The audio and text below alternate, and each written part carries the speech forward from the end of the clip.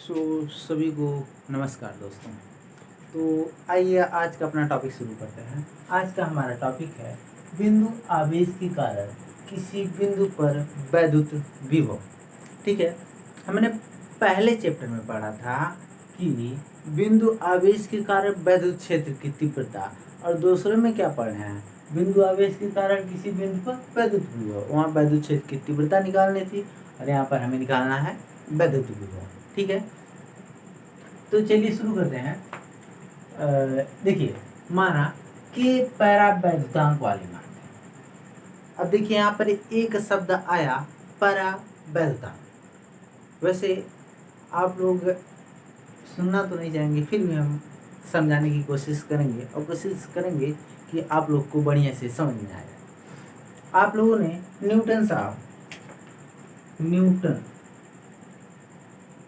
का नाम सुना होगा।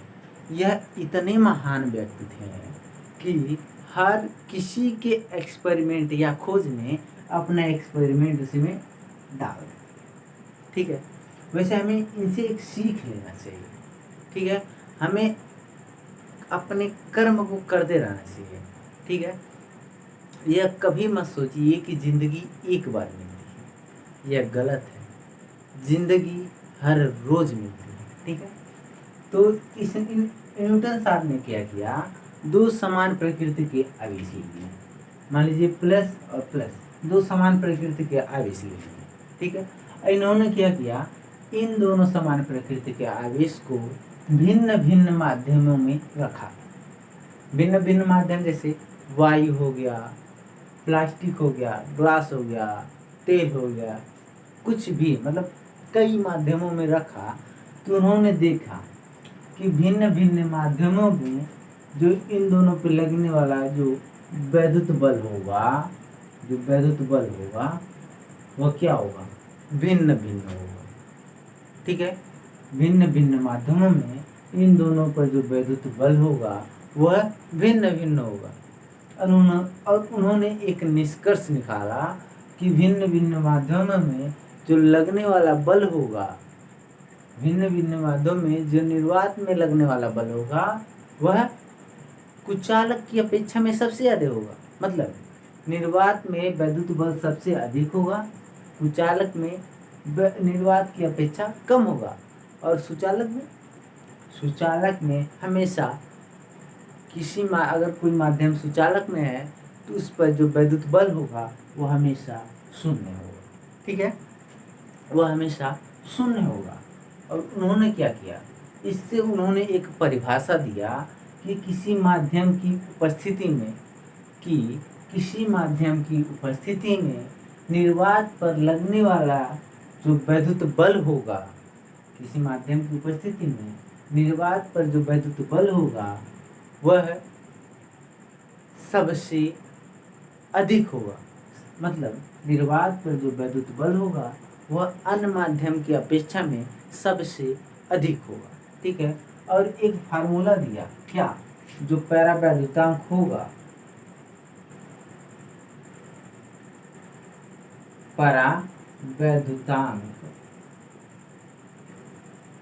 बराबर होता है क्या, निर्वात में स्थित दो बिंदुओं के मध्य लगने वाला वैद्युत बल, मान लीजिए हमने इसको F से लिख दिया, और अन्य माध्यम में स्थित दो आवेशों के मध्य लगने वाला वैद्युत बल, मान लीजिए उसको M से लिख दिया।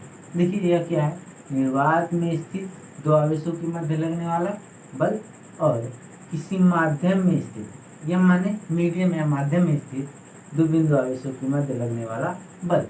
उन्होंने एक रेशियो दिया और इसी रेशियो को उन्होंने कहा परावैद्युतांक। ठीक है, इससे आपको कोई दिक्कत नहीं होनी चाहिए। मतलब परावैद्युतांक क्या होता है, अलग अलग माध्यमों में अलग अलग होता है। आप जानते हैं कि निर्वात के लिए हमेशा परावैद्युतांक के हमेशा 1 होता है। लेकिन हम जो आज का जो टॉपिक है, जो हमारा किसी बिंदु आवेश पर वैद्युत विभव निकालना है, उसमें हम किसी भी परावैद्युतांक या किसी माध्यम को मानकर नहीं चलेंगे। हम मान लेंगे कोई भी माध्यम, उसके लिए हम किसका प्रयोग करेंगे, के का प्रयोग करेंगे। ठीक है, यह बेसिक सी जानकारी थी जो न्यूटन साहब ने दी थी, उनका आप लोगों को धन्यवाद करना चाहिए। ठीक है, तो चलिए टॉपिक शुरू करते हैं। देखिए, माना कि पैरावैद्युतांक वाले माध्यम में प्लस क्यू कूलाम का आवेश, मान लीजिए एक कोई पैरावैद्युतांक के का है, ठीक है, वो प्लस क्यू, उस पैरावैद्युतांक में क्या है, प्लस क्यू आवेश है। यह प्लस क्यू आवेश है, मतलब इसका एक अपना वैद्युत क्षेत्र होगा। ठीक है, इसका एक अपना वैद्युत क्षेत्र होगा। क्योंकि आप जानते हैं हम क्या पढ़े हैं, वैद्युत विभव। वैद्युत विभव में क्या होता है, किसी अनंत पर स्थित किसी बिंदु आवेश को किसी वैद्युत क्षेत्र में लाने पर जो कार्य करना पड़ता है उसी को ही वैद्युत विभव कहते हैं। अब वैद्युत विभव बराबर होता है W बराबर क्यू नॉट। क्यू नॉट क्या होता है, परीक्षण आवेश। और परीक्षण आवेश आप जानते हैं, परीक्षण आवेश एक काल्पनिक आवेश होता है, और काल्पनिक आवेश, और इसकी वैल्यू हमेशा 1 ही होती है। और इस परीक्षण आवेश के कारण किसी अन्य आवेश पर कोई बल नहीं लगता है। इस परीक्षण आवेश पर बल लग सकता है, लेकिन इसके कारण किसी अन्य आवेश पर बल नहीं लगता। ठीक है, तो आगे बढ़ते हैं। कोई प्लस क्यू आवेश है जो बिंदु O पर स्थित है। मान लीजिए प्लस क्यू आवेश है, बिंदु O पर स्थित है। ठीक है, यहाँ तो कोई दिक्कत। प्लस क्यू आवेश से r दूरी पर एक बिंदु A है। देखिए, O से r दूरी पर एक बिंदु A है, और इसी बिंदु पर हमें वैद्युत विभव निकालना था। वैद्युत क्षेत्र की तीव्रता में क्या निकाल रहे थे, वहां पर भी किसी कोई बिंदु P था, उसी पर हमें वैद्युत क्षेत्र की तीव्रता निकालनी थी, और इसमें हमें क्या बिंदु A पर वैद्युत विभव निकालना है। ठीक है, यहाँ तक। माना बिंदु O से x दूरी पर एक बिंदु B है। इस बिंदु O से x दूरी पर एक बिंदु क्या है, D, जहाँ पर Q नॉट परीक्षण आवेश। देखिए, जहाँ पर यह बिंदु B है, यहीं पर एक Q नॉट परीक्षण आवेश। इसमें क्या है, यह Q नॉट परीक्षण आवेश कहीं अनंत से लेकर इस प्लस Q आवेश के वैद्युत क्षेत्र के एक बिंदु B पर लाकर रखा है। ठीक है, अब हमें क्या करना है, हमें क्या निकालना है, वैद्युत विभव निकालना है। आप जानते हैं वैद्युत विभव बराबर होता है W/Q, मतलब Q नॉट तो दिया है। देखिए, Q नॉट पहले से ही दिया, हमें निकालना क्या है। अगर हमें किसी तरह W मिल जाए तो हम वैद्युत विभव निकाल सकते हैं, बिल्कुल निकाल सकते हैं। तो क्या करेंगे, पहले हम एक छोटी सी दूरी का, देखिए अब कार्य बराबर क्या होता है, कार्य बराबर होता है बल गुणे दूरी। कार्य बराबर बल गुणे दूरी होता है। अब देखिए, अब बल कहाँ से लाए हम, अब देखिए इस प्लस क्यू के कारण इस परीक्षण आवेश क्यू नॉट पर बल लगेगा, लेकिन इसके कारण इस पर कोई बल नहीं लगेगा। ठीक है, देखिए अब इस प्लस क्यू के कारण इस पर जो बल लगेगा वो बाहर की तरफ होगा, क्योंकि आप जानते हैं जब प्लस क्यू है इससे हमेशा वैद्युत बल रेखाएं क्या निकलती हैं, बाहर की तरफ। और जब बाहर की तरफ निकल रहे हैं तो बल भी किधर लगेगा, बाहर की ही तरफ निकलेगा। ठीक है, यहाँ तक कोई दिक्कत। ठीक है, अब देखिए क्योंकि मेरा रुमाल, चलिए ठीक है। अब देखिए हमें क्या करना है, पहले इन दोनों के बीच जो कार्य करना पड़ा है, बिंदु B से बिंदु C तक, प्लस क्यू आवेश को बिंदु B से C तक लाने में जो कार्य करना पड़ा है, पहले हम उसको निकालेंगे। हमेशा छोटे से शुरुआत करें, यह सिंपल सा लाइफ का फंडा है, हमेशा छोटे से शुरू की जाती है। ठीक है, अब हम छोटे से शुरू करेंगे, फिर उसके बाद बड़े तक पहुंच जाएंगे अपने आप। पहले हम क्या करेंगे, लिखेंगे कि प्लस क्यू आवेश को बिंदु B से C तक लाने में किया गया क्या। आप लोग लिख लीजिए कि प्लस क्यू आवेश को बिंदु B से C तक लाने में किया गया कार्य। ठीक है, अब देखिए यहाँ पर बिंदु B से C तक की दूरी क्या है, dx है, और बिंदु B से C तक की दूरी dx है, और इस पर लगने वाला बल क्या है, F है। तो हम लिखेंगे, और देखिए यहाँ तक छोटा कार्य करना पड़ रहा है ना, तो हमेशा क्या है, छोटे के लिए हमेशा लिखते हैं dw। यहाँ लिखेंगे कि कार्य dw बराबर बल गुणे दूरी। बल कितना लग रहा है, F, और दूरी क्या है, dx। ठीक, अब बात आती है कि बल कहाँ से निकालें। अब इसको लिखने से पहले हमें क्या लिखना पड़ेगा, इसको लिखने से पहले हमें लिखना पड़ेगा कि बल की वैल्यू क्या है। तो हम कूलाम के नियम से जानते हैं कि जो बल होता है वह डायरेक्टली प्रोपोर्शनल होता है दोनों आवेशों के गुणनफल के, और इनडायरेक्टली प्रोपोर्शनल होता है इसके, देखिए दोनों आवेशों के गुणनफल के समानुपाती होता है, और दोनों आवेशों के बीच की दूरी के वर्ग के व्युत्क्रमानुपाती होता है। क्योंकि दूरी का वर्ग कितना है, x वर्ग के व्युत्क्रमानुपाती। तो हम यहाँ पर कूलाम के नियम से लिखेंगे, पहले इसको नहीं, आप कंफ्यूज हो जाएंगे। पहले लिखेंगे कूलाम के नियम से क्या, F बराबर 1/4 पाई एप्सिलॉन नॉट। अब देखिए परावैद्युतांक क्या है, k हो गया, और दोनों आवेश की दूरी क्या है, q नॉट और x स्क्वायर, यह हो गया। अब हम लिखेंगे कि बिंदु B को q नॉट परिसर आवेश को बिंदु B से C तक ले जाने में किया गया कार्य क्या हो जाएगा, dw बराबर बल F है और दूरी है dx। अब देखिए हम केवल F इंटू dx लिखेंगे तो हमारा गलत हो जाएगा। देखिए कैसे, बल किधर लग रहा है, इस साइड लग रहा है, हम बिंदु B को किधर ले जा रहे हैं, इस साइड, यानी कि इसके विपरीत ले जा रहे हैं। जब इसके विपरीत ले जाएंगे तो इसके अपोजिट हमें कुछ कार्य करना पड़ेगा, और इसके विपरीत करेंगे तो हमेशा माइनस का चिन्ह यूज करेंगे। तो यहाँ पर हो जाएगा माइनस F इंटू dx, और F की वैल्यू कितना है, 1/4 पाई एप्सिलॉन नॉट के, यहाँ माइनस रहेगा, and Q not x square dx। यह हमारा निकल गया इस बिंदु B से C तक ले जाने में जो किया गया कार्य है। अब क्या करेंगे, अब बड़े बिंदु के लिए निकालेंगे। जैसे मान लीजिए यही परीक्षण आवेश कहाँ पर है, अनंत पर है, यही परीक्षण आवेश अनंत पर है। पहले एक बात ध्यान दीजिएगा हमेशा कि जो बिंदु A, B और C हैं, यह इस समय कहाँ पर है, इस प्लस की आवेश द्वारा जो वैद्युत क्षेत्र बना हुआ है उसी वैद्युत क्षेत्र में ही है, ठीक है।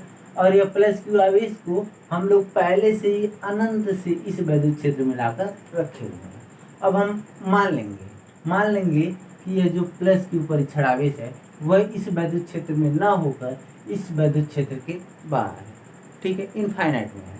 तो हम यहाँ पर लिखेंगे कि जब यह इनफाइनाइट पर हो तो इनफाइनाइट से बिंदु ए तक लाने में क्या कार्य करना पड़ेगा। तो हम लिखेंगे कि परीक्षण आवेश, आप लोग लिख लीजिए कि परीक्षण आवेश क्यू नॉट को इनफाइनाइट से बिंदु ए तक लाने में किया गया कार्य, ठीक है।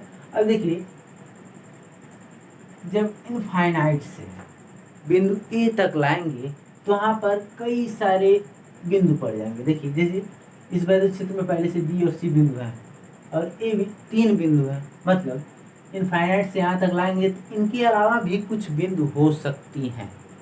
तो हमें सभी बिंदुओं को लेकर चलना पड़ेगा, मतलब सभी बिंदुओं का हमें क्या करना पड़ेगा, आकलन करना पड़ेगा। आकलन मतलब समाकलन, और समाकलन मतलब इंटीग्रेशन, ठीक है।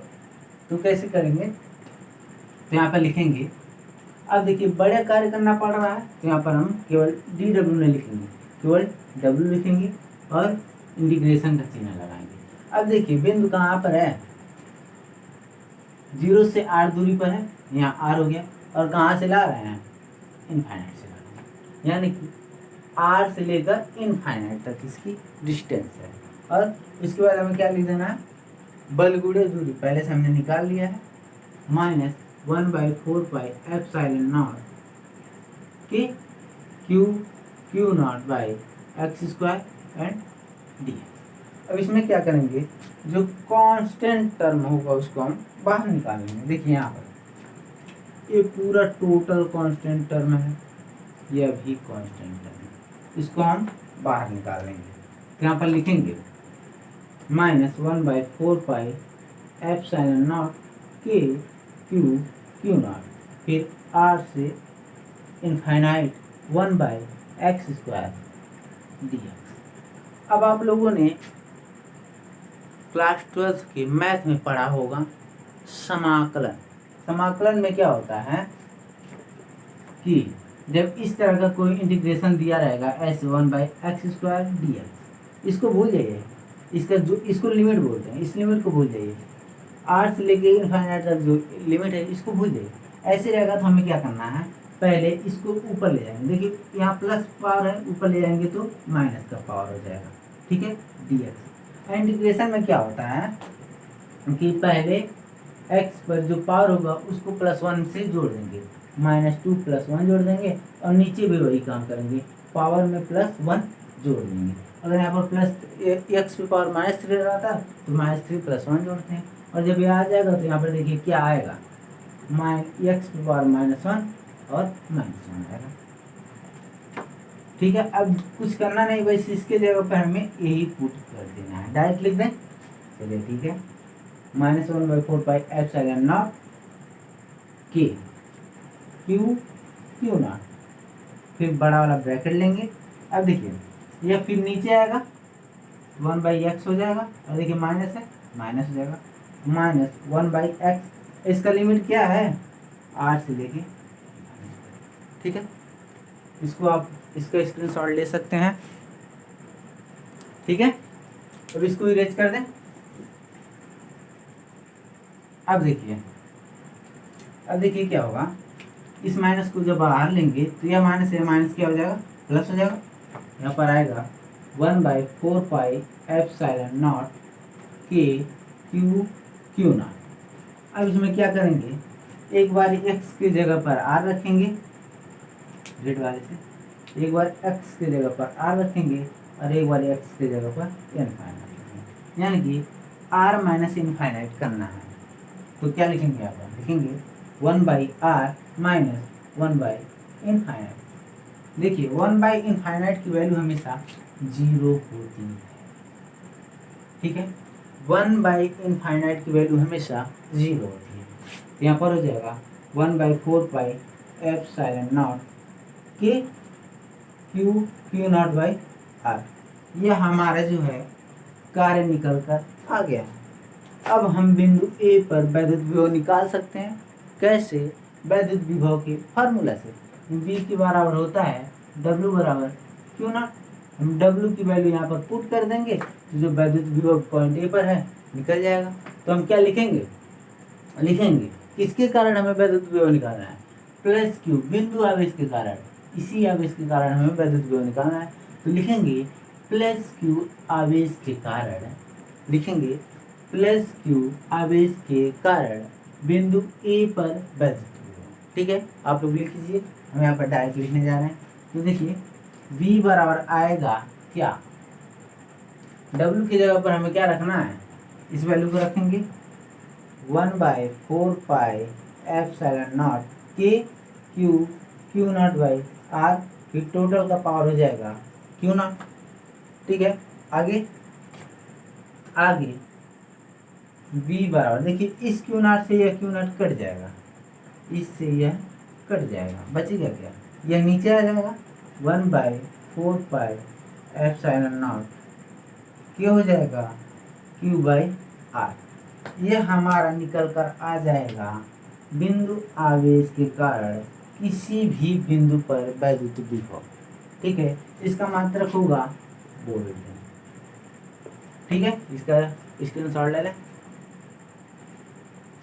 तो ठीक है, आप लोगों से विनम्र अनुरोध है कि हमारे माननीय प्रधानमंत्री नरेंद्र मोदी जी द्वारा जो हर घर तिरंगा का अभियान चलाया जा रहा है उसमें आप लोग भी भाग लें, और माननीय दिल्ली के मुख्यमंत्री श्री अरविंद केजरीवाल जी के द्वारा जो 14 अगस्त को शाम 5 बजे जन गण मन का अभियान चलाया जाएगा, उसमें भाग जरूर लें।